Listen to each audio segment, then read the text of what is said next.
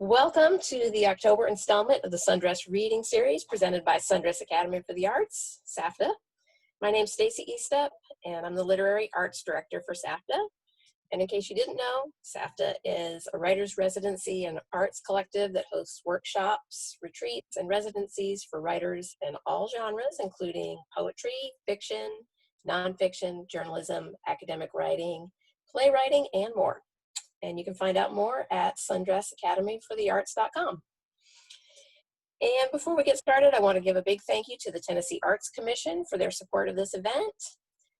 And I want to introduce our Community Outreach Director, Arlen Dunn, who's going to tell us all about our community partner for this month. Arlen?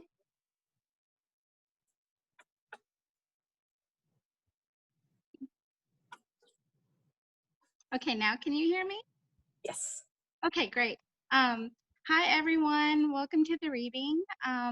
So this month, we're fortunate to partner with Dr. Nkechi Alameen, who is a UT professor and sociologist, and also the co-host of Black in Appalachia podcast.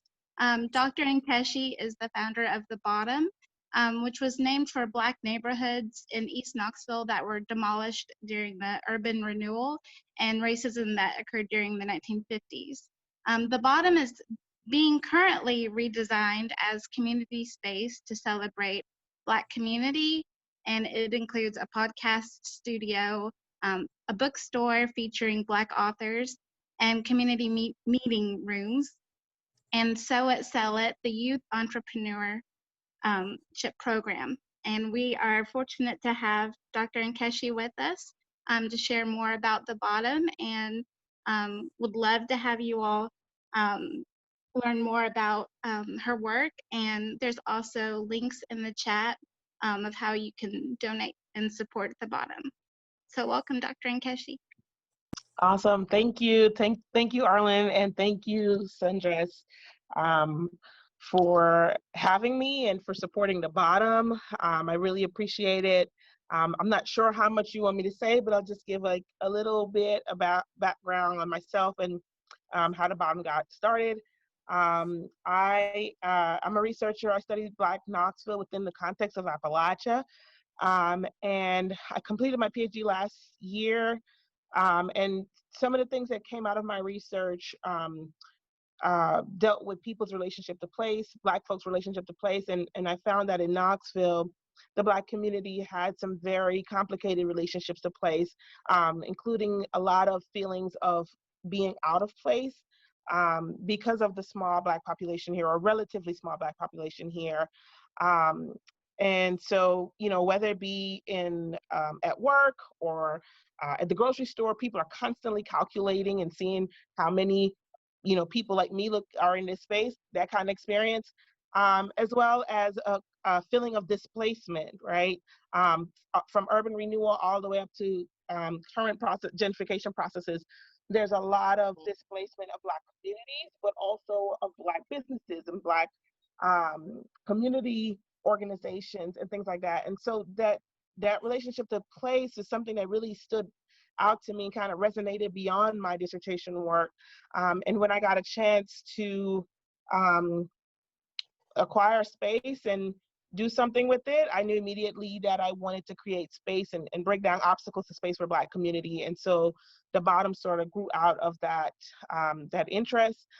We are building, it's a weird year to start an initiative like this because of COVID, but we're building and we're holding strong, and we have a lot of, you know, really cool people, people who are really excited about this initiative that are helping to keep it alive, even as we figure out how to, you know, start something new during a pandemic year. So I'm really excited about all of the support that we're getting. We definitely need more support. The work that we're doing is around building community, celebrating culture, and engaging the creativity of Black people through space, shared resources, you know, whatever we can do to kind of bolster each other and, like I said, tear down barriers to space. I feel like that's a lot, and I'll pause here because I don't know how time and things work, so I'll just fall back here now.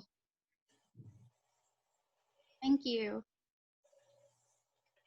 And how can folks reach out if they need to contact you for more information? Yes, sure. So we have a website is thebottomknocks.com. And you know, you can leave comments. There's like a contact us link on that website. We're also on social media that comes directly to my phone, so I'm constantly checking. So the Bottom Knocks on Instagram and Facebook, and then our email is thebottomknocks@gmail.com. So again, I'm happy to talk to people. People have reached out to me, you know, all the time about volunteering or supporting the efforts in different ways. And I'm happy to talk to folks and help, you know, to plug you in wherever your strengths are. And yeah, go from there. Thank you so much. Thank you. Awesome. Thanks for having me. Thank you, Arlen and Nkechi. I'm a huge fan of your podcast, so I'm going to fangirl a bit and say I've really been enjoying it. Great. All right, so let's get started with our readers. I want to introduce our first reader. Tamara J. Madison is a writer, poet, instructor, and editor. Her critical and creative works have been published in various journals and anthologies. Madison earned a BA from Purdue University and an MFA from New England College.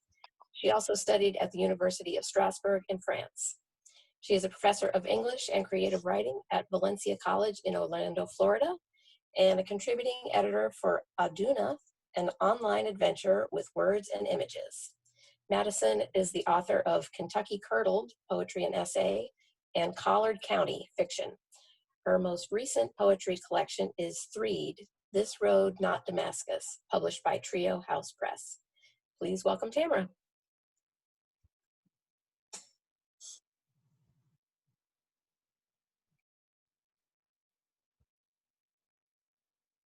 Hi, I'm on my phone and this is really awkward. Can you guys hear me okay?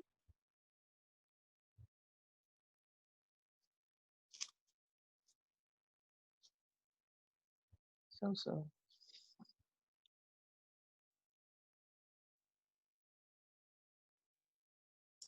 Can you hear me okay? You're kind of quiet again. I don't know what that is. Do you want to wait and go last? Pardon Do me? you want to wait and go last? Do you want to wait and go last and see if you can get that worked out? Yeah, and what I'll do is I'll see if I can switch to another device because for some reason or another, you guys are really soft too, and my volume is all the way up. Okay, so Okay. I'm going to sign out and I'll come right back in. My apologies. Okay. All right, so we will just move on and we'll come back to Tamara. So we're going to move on to Julie Marie Wade, who I hope you're ready. Julie Marie Wade teaches in the creative writing program at Florida International in Miami. She has published 12 collections of poetry and prose, most recently the book-length lyric essay, Just an Ordinary Woman Breathing, from the Ohio State University Press, and the hybrid forms chapbook Pride from VSFA Hunger Mountain. A winner of the Marie Alexander Poetry Series and the Lambda Literary Award for Lesbian Memoir, Wade makes her home in Dania Beach with her spouse, Angie Griffin, and their 2 cats. Please welcome Julie Marie Wade. Hi, everybody. Thank you.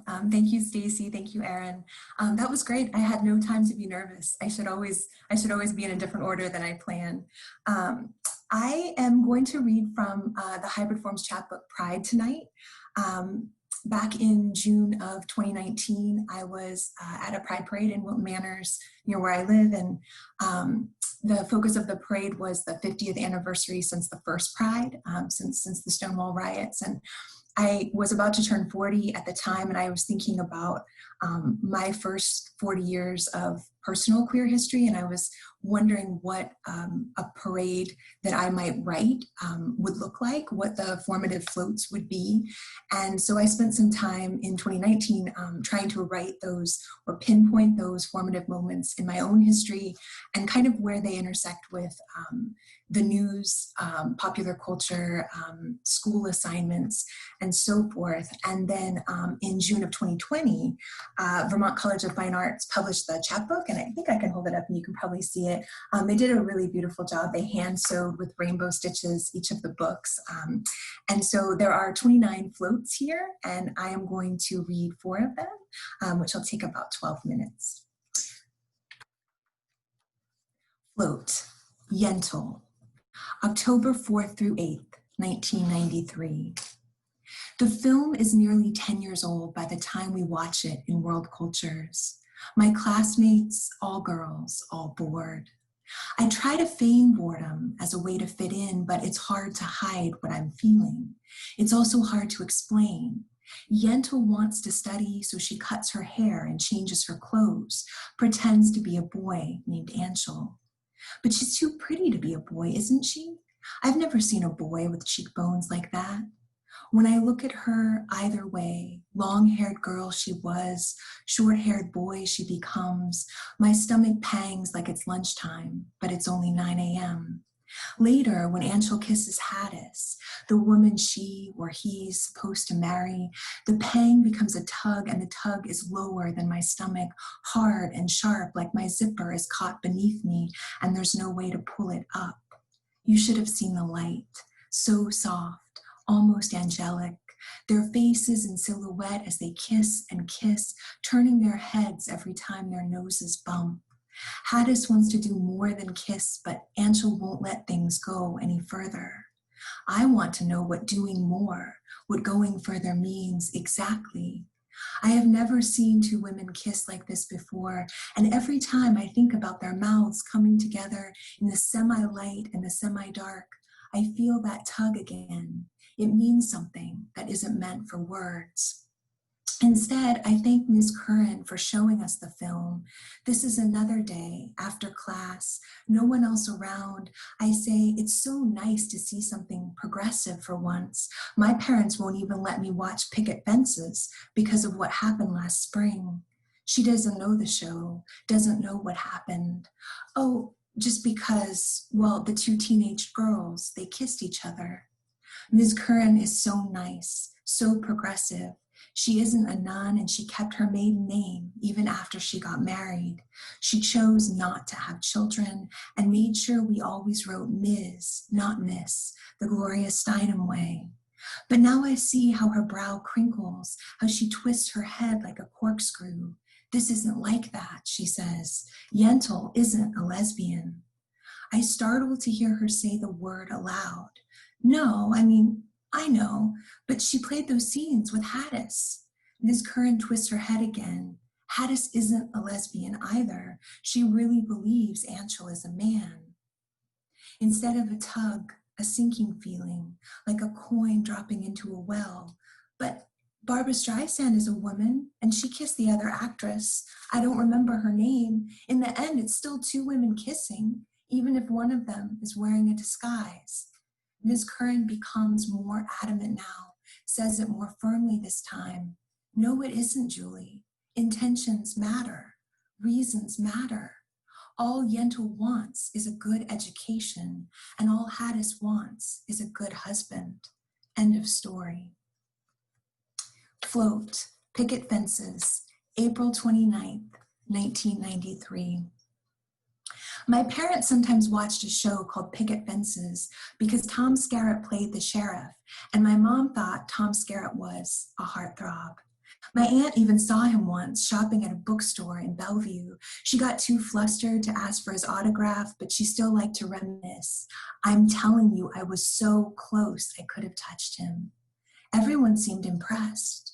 What I remember from that time was how hard it was to imagine touching a boy, but also how desperately I wanted to be kissed.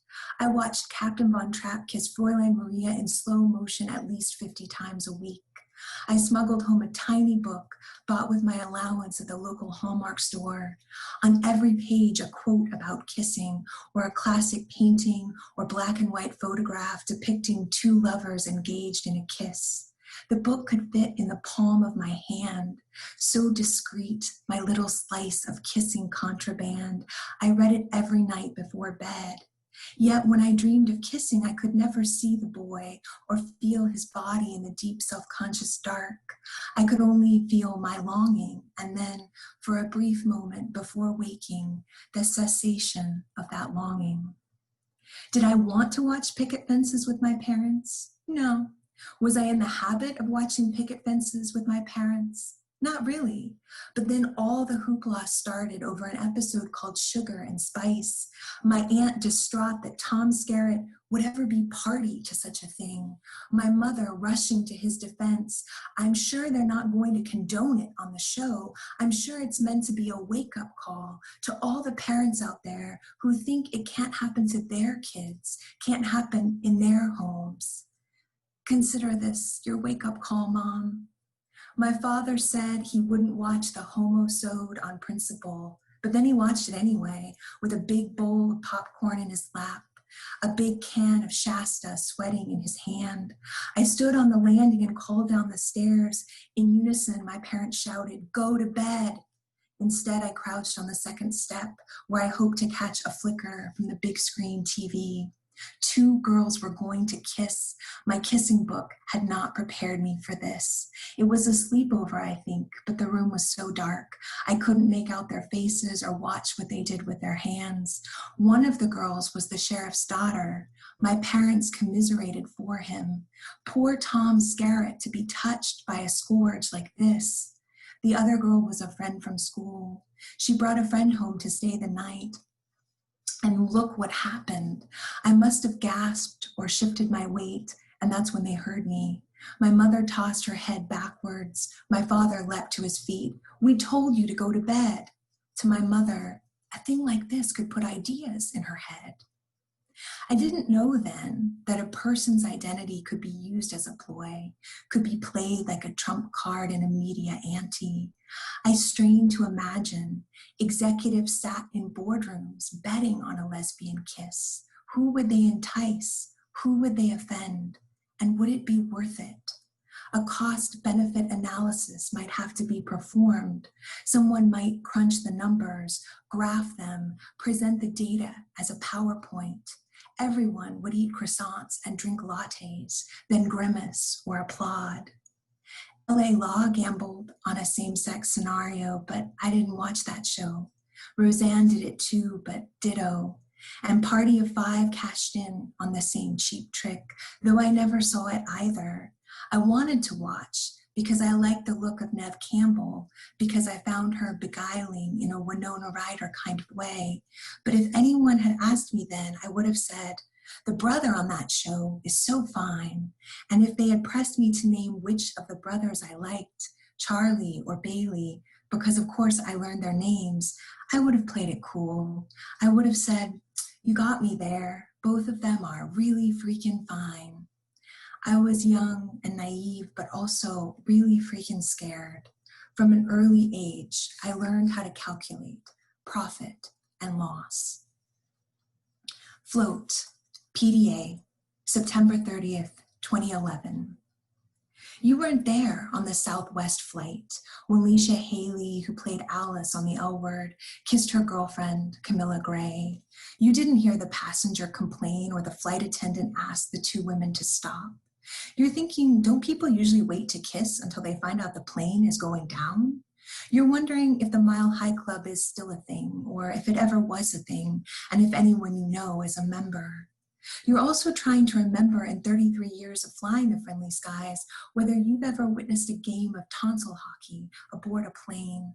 Now you're laughing to yourself about the phrase tonsil hockey, which you haven't thought of in years. You weren't there to confirm that the flight attendant called Southwest, a family airline, when she asked the couple to please stop kissing, nor can you confirm the precise degree of their belligerence while being escorted from the plane. The airline now claims it was abusive language, not PDA, that prompted the eviction of the lesbian passengers. Planes, after all, are tight spaces with recycled air, and sucking face, you chuckle again, is a noisy enterprise that might use up more than one's reasonable share of both.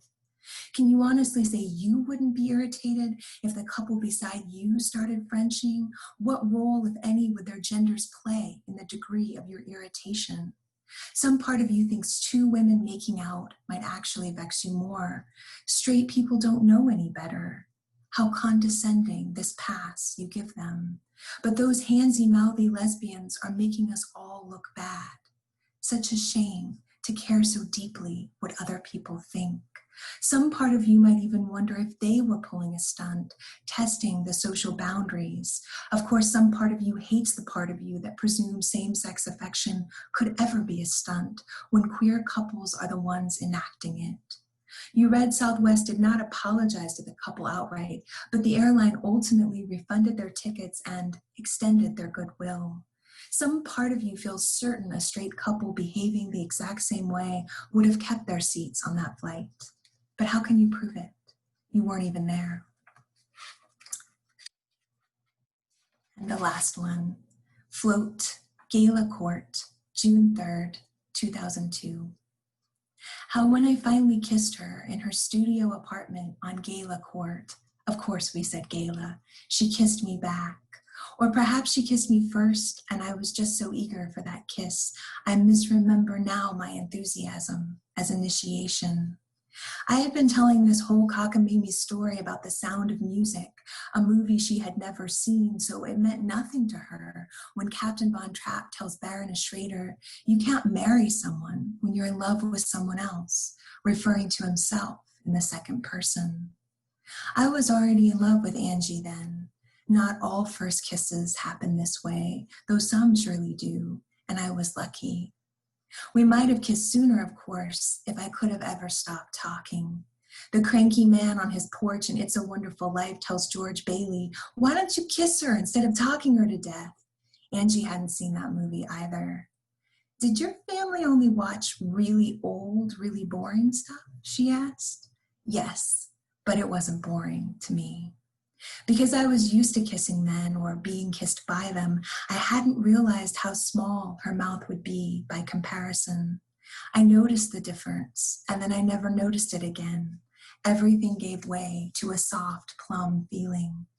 This wasn't gay kissing, it was just kissing, what would be thereafter, the epitome of kissing. And for the first time, I wasn't worried about what came next, because everything came next. And she was everything. Thank you.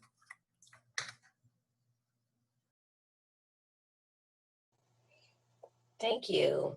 Those were beautiful.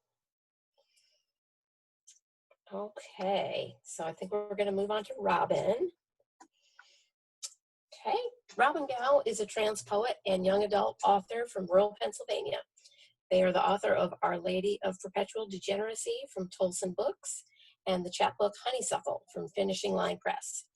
Their first young adult novel, A Million Quiet Revolutions, is forthcoming in 2022 with FSG. Gow's poetry has been published in Poetry, New Delta Review, and Washington Square Review. Gow received their MFA from Adelphi University, where they were also an adjunct instructor. Gow is a managing editor at the Nasonia and Mayday magazine. Please welcome Robin Gow.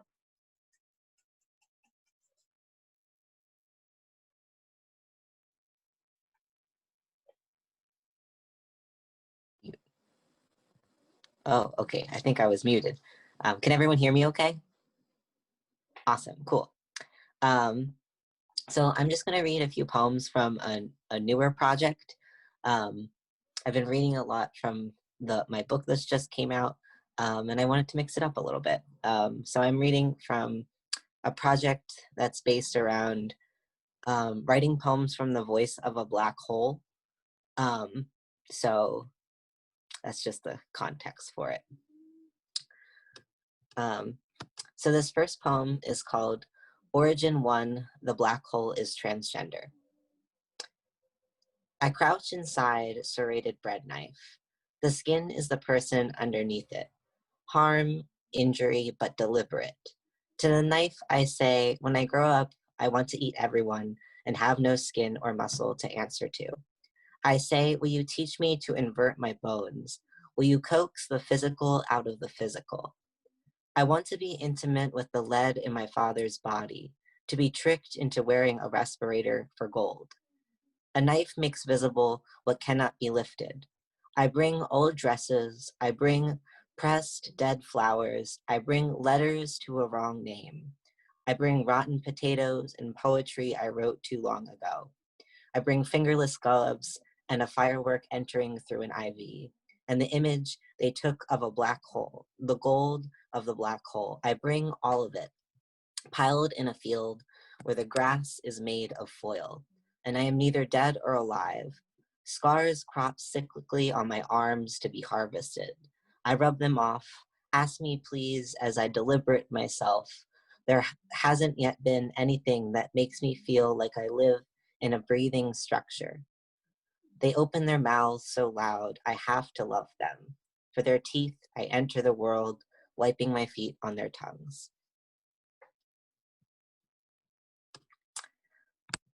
The next poem is called Escape Room with Family or a Coming Out Story. You have 1 hour, your family left their mouths in the car. You have company, you're not alone. Your time in decreasing amounts. You have wasted 23 or so years doing something without words to describe it. Your family is made of glass and keys. Your family is looking for clues and not finding them. Your family loves you so much that they don't want you to get out. Your family knows you best when you are dying, so sometimes you make yourself dying so that they'll come closer. You lay on the floor of the room and a God voice gives you and your family hints. The voice says, the next clue is inside his mouth. So they open your mouth and find the folded piece of paper under your tongue. They want to know why you keep secrets. And you explain you didn't even know it was there. You just wanted to be the kind of family who locks each other in rooms and climbs out windows when they're scared. You have wasted 30 minutes staring at each other. The note doesn't say anything. It's an empty tomb. You believe in God collectively, but not individually. There is something missing. No, there is someone missing. The family members touch their glass fingers to a trapdoor. The family members ask if you even want to get out anymore. They assume you don't, but you haven't had enough time to think. What do they mean by out? You want picture frames with your face in them. You want door and keys spilling out.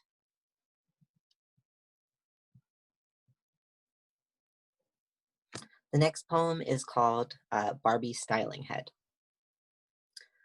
We were all cruel to our Barbies, but not in the way you might think.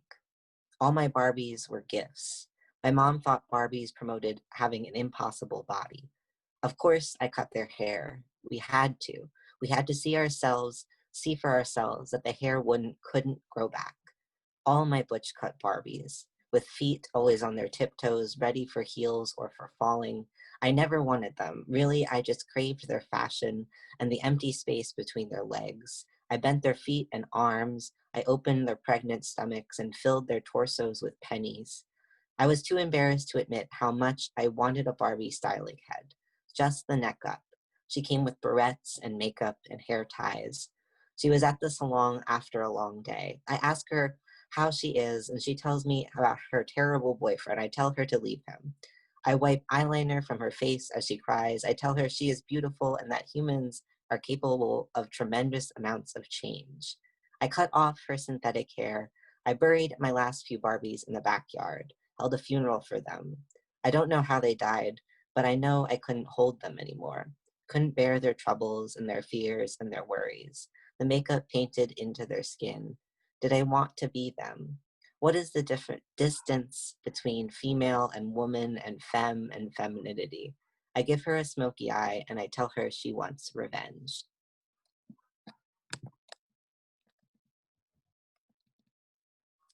The next poem is called I Tape a Diagram of a Flower to My Face.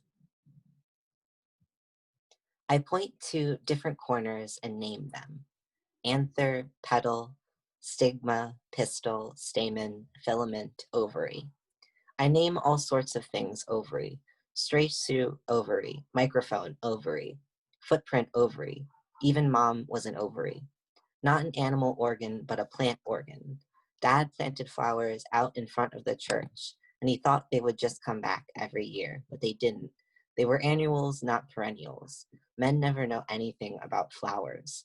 Who is going to plant me again next year when all the flowers dry up and fall off? Where is he? I think this is the second to last poem I'll read. So this poem is called Confetti. And it's a few years old, but I like it, so I always come back to it. It started with the first time I opened the closet in my new bedroom. Paper flecks bursting from behind the door. They had to have been waiting all millennia. You helped me pick them from your hair, but even weeks later, we'd still find pieces in between teeth, under tongues, on shoulders, and lodged beneath fingernails. You were always so gentle as you released them out the window, same as you do for a spider. When finished with a rainbow, it is the task of the youngest angel to put it through the paper shredder. He crouches in the cloud mist, taking handfuls of the body's remnants. He learns not to weep after years of practice. The first rainbow he shredded was that one we tried to follow in your car, driving around wet fallen trees, mist rising from the asphalt. We never did get there, but we did stop for ice cream. You bit the bottom off the cone. The sound of the rainbow's destruction was only a dull static noise to us down here. I noticed it, but I didn't want to tell you. The next time I was tearing open what looked like a credit card offer in the mail, and out came the confetti. We had just stopped finding it on everything. Gushing like an artery, I covered my face until it was through. Mounds upon mounds of color, stole the rake from my aunt's shed we used to rake leaves in early October before the weather gave herself over to frost. I resisted the impulse to make the confetti into piles to leap into. You were coming over and I wanted to be clean. The next time we slept together, I transported myself somewhere else as you kissed me, sat on the collarbone of a rainbow as it was shred along with me, my hair, me, the 1,000-piece body, me getting blown away by the first breeze, me inhaling the tears of the kneeling angel. I came back to the room where you knelt, spitting paper out of your mouth. Confetti began to pour out from behind my lips, miraculously dry. Each time I tried to apologize, more came out. You naked on the bed, floor trying to dispose of the colors as it came. Flow mountain spring, flow slit neck of a pig, flash flood, and flow melted ice cream down our elbows. By the time it stopped, your fear turned to anger. Slammed the door as you left, and there I was with all this color. I put some in my mouth, but it was too bitter to swallow. If I don't kiss anyone, this won't happen again. I can keep it a beautiful secret, routine, each morning removing the piles of cut paper. When you come over, I sometimes find them on your skin. You don't notice, so I kiss them off. Your neck, I'm trying. I'm peeling the rainbows free and rolling them up like yoga mats in the closet. The shredding has gotten so loud. I ask you if you hear it and you shake your head unknowingly. I can't stand it. I can't stand it. Caress this color out of me. All right, so just one more poem then. This poem is called Gunpowder. By alchemy, we stepped into the tunnel, crawled on all fours to fit. You bit my ankle and I bit another's. We were heavy with carrying, looking to deliver our hearts into the new hole. Black dust filled our lungs with fire, great beautiful blazing. Hell is always one manhole away. Open me, open me, open me up. I want to be a destroyer, mother. I want to be a great catalyst. Call me great, great Lord of Salt. Dig in the furnace for my name, but it's no longer there. I'm living just to combust. My daughter flies like a pigeon from another metal mouth. Thank you. Thanks, Robin. All right, Tamara, how we doing? Ready? Yes, and I can hear you all so much better. Great. So much Good. better. Thank you. All right. You want me to introduce you again? Should we just start from the top? No, we can just start from here if you're fine with it. Dive right in. For your patience, folks. I really, really appreciate it. It's been a crazy day today. I am going to share some work. Thank you for inviting me, first of all. Tennessee is close to home in terms of where both of my parents are from. Both of my parents are from Kentucky, and I grew up in southern Indiana. So driving through Tennessee and Kentucky to get to my hometown was a journey that I took very, very frequently. I will be reading from The Read This Road, Not Damascus, which was published by Trio House Press. It's my latest work that was mentioned. And it's a little bit speculative. It's basically about the journey between a rite of passage journey for a poet. That's the best way to put it. And the poet is being led by a speculative voice, that's what I'll call it, called The Three-Breasted Woman. So some of the pieces that you will hear are actually from Three-Breasted Woman, and then some of the pieces that you will hear are actually in the voice of the poet, okay? First piece is in the voice of Three-Breasted Woman. Wombing. Three-breasted woman shares her birth story. And in the 7th hour of the 8th day, the universe poured herself into herself, and I was born. Ripple of riveting wind, lotus in my left hand, machete as long as I am tall in my right. Upon my knees, I kissed and blew the breath of life into the womb of death. He trembled in my protective arms, bursting into droplets of light.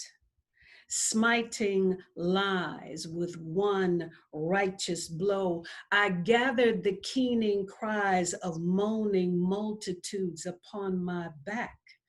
I nursed them on goddess milk, swaddled them in sacred scrolls, raised them into shouts of jubilation and victory.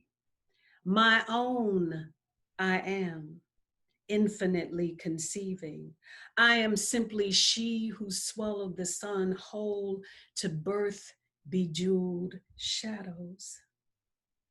Now time, millenniums after that 7th hour and 8th day, I long to lay my weapon down, dance with lotus in my hair and you in my embrace. I did not come here just to fight. I came to love you. The next piece is another piece, thank you, in the voice of the Three-Breasted Woman. And in the book, she has a few conversations and some choice things to say to King James. And I do mean the King James of the King James Bible. So this piece is called Rebuttal. Three-Breasted Woman confronts King James. 1. Who can find a virtuous woman, for her price is far above rubies? Proverbs 31:10, King James Version. Really, James? A virtuous woman, a price? Any woman, a price, a piece? Maid, trade, enslaved, wet nurse, cook, cunt, trophy, a price? This life, damnation and dowry, rubies, gold, $1, pound, yen, my hair, your glory, my hips, the hills you climb for the right price? James, King Almighty, even your queen for a mere pence? Ugh, must you buy everything?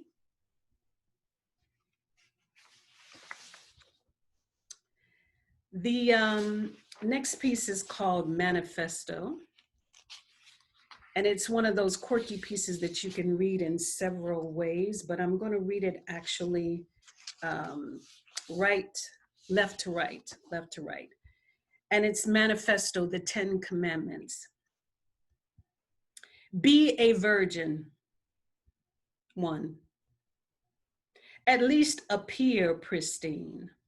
Though his hands be dirty, he solicits purity. Wait until marriage. 2. Be alluring prey, prize of the hunt.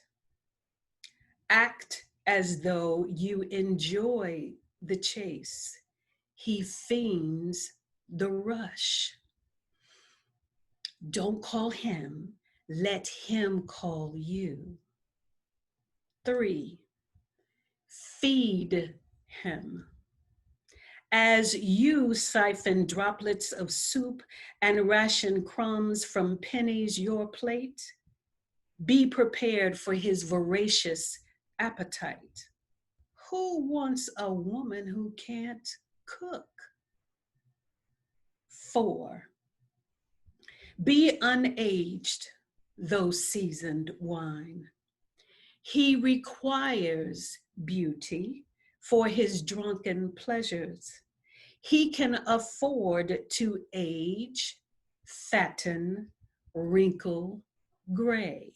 You cannot. Keep yourself up.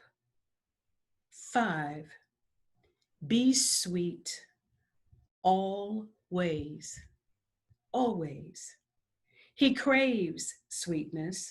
Should you become tart or bitter, he will find his sweets someplace else, gorged to the point of absolute decay. No one likes a female boss, butch, or bitch. 6. Prepare for market crash. He covets all resources and wealth. Keep a secret bank account. 7. Protect him. Hide your menses and afterbirth. It makes him squeamish, reminds him of his mortality and your power. He desires omnipotence. Never let him know you're on your period. 8. Worship him. Handle your intellect, brilliance with utmost modesty. He craves dominion over everything. Girl, let him think it was his idea. 9. Feign fragility. Manifest his destiny. His masculinity always trumps your femininity. Never emasculate him. 10. Be accountable. Even when it is not your responsibility. If you refuse such sacrifice, the world will surely end. After all, it was Eve's fault.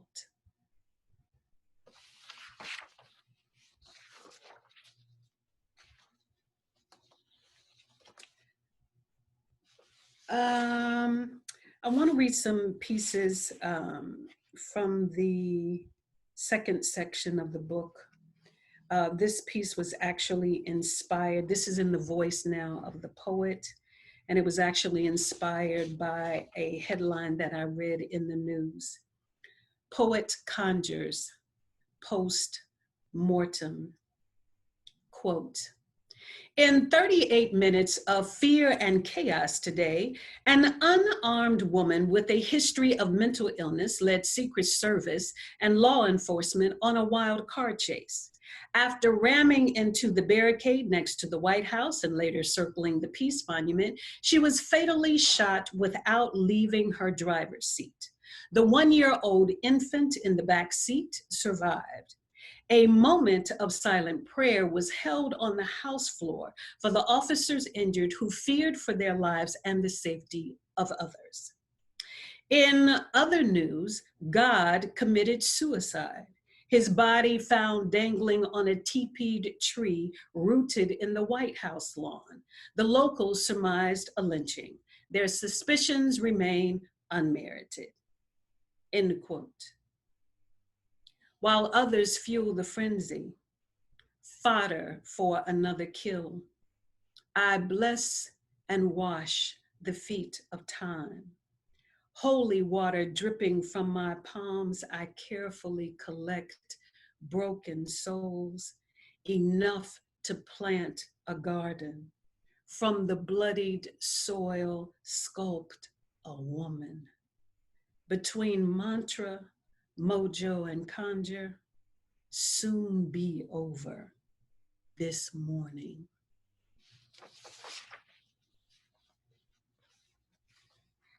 Easter. And this is the closing section of the book, Easter. Dewless grass, balding dogwoods, limp lilies, sterile bunnies stuffed with corner store chocolates and tattooed eggs. How to explore new territory when all I can see is the previously logged and charted? Remnants of ragged breasts, swatches of tattered apron, my feet swollen and bound for dreams I am struggling to remember. The spring of my life compass, rusted, needle arthritic. My shoulder, blue-black, the bleeding stone to roll away.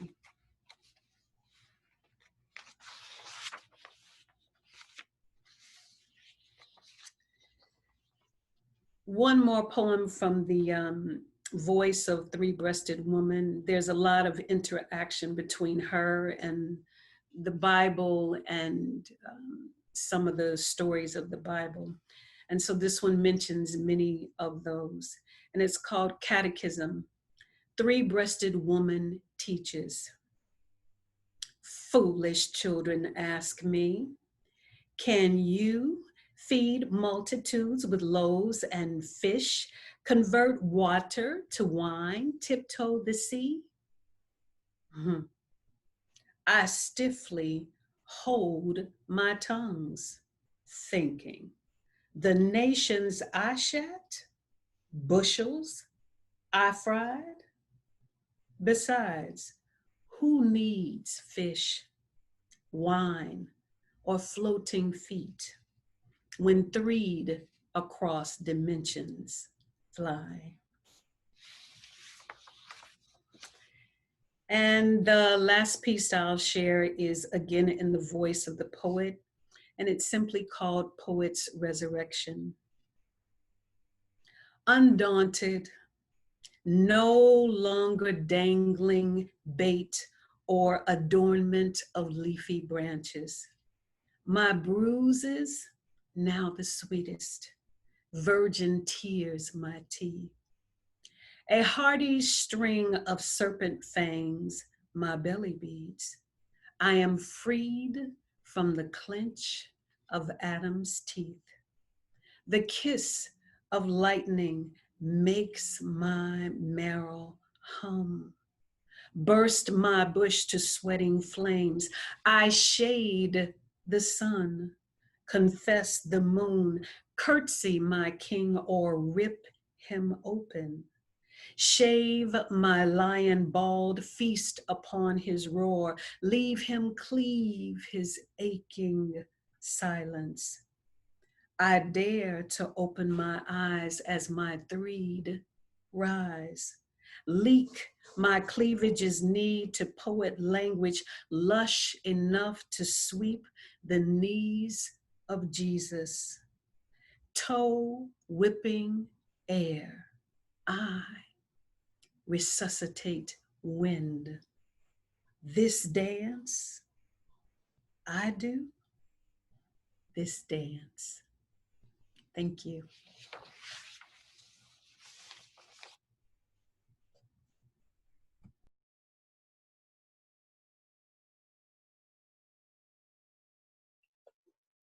Thank you. That was beautiful. All right, we have just a few minutes. If anybody has any questions for our readers, feel free to write that in the chat. Getting a lot of compliments in the chat there.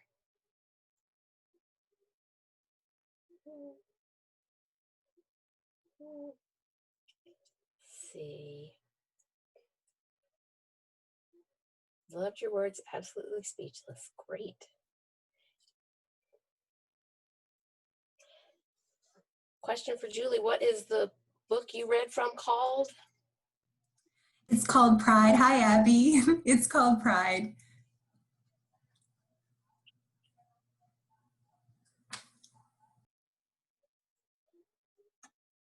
All that information's in the chat too, so if you want to double check there. Deeply stirring and visceral. Yeah, check the chat there. We've got links to where you can get some of these great books. All right, if we don't have any more questions, I'll go ahead and talk about some events that we have coming up. Well, first of all, I want to thank you all for being here and supporting the arts during these weird times. And especially thanks to our very talented readers for sharing their work with us. Don't forget to give some love to our October community partner, The Bottom. The donation link is right there in the chat. Help them out with the great work they're doing. And next month, we are inviting you to the launch of our new book, The Familiar Wild, on Dogs and Poetry. And this event will be hosted by the anthology editors, Ruth Awad and Rachel Menes. This will be a virtual launch, of course, and it'll take place on November 11th, 7 p.m. Eastern Time. Canine friends are encouraged to attend. Robin, maybe we'll see Edward at that event. Readers at the event will include Kelly Russell Agadon, Ruth Bauman, Chen Chen, Chloe Honam, Raina Shirali, and many more. So that's going to be a lot of fun. Hope to see you there. And then back here on Zoom again on Wednesday, November 25th, we'll be having our next reading series event featuring Rosanna Alice Boswell, Sabrina Sorrow, and Sarah Giragosian. And then to round out the year, please make plans to be here on Wednesday, December 9th for a writer's workshop entitled Poetry of Technology. And that will be led by our very own SAFTA staff director, Joanna Brooker. So that should be a really cool event. So to find out about all of these, and you can RSVP to them, please visit our Facebook page. Just look for Sundress Academy for the Arts on Facebook. So until we see you back next time, take care, everybody. Good night.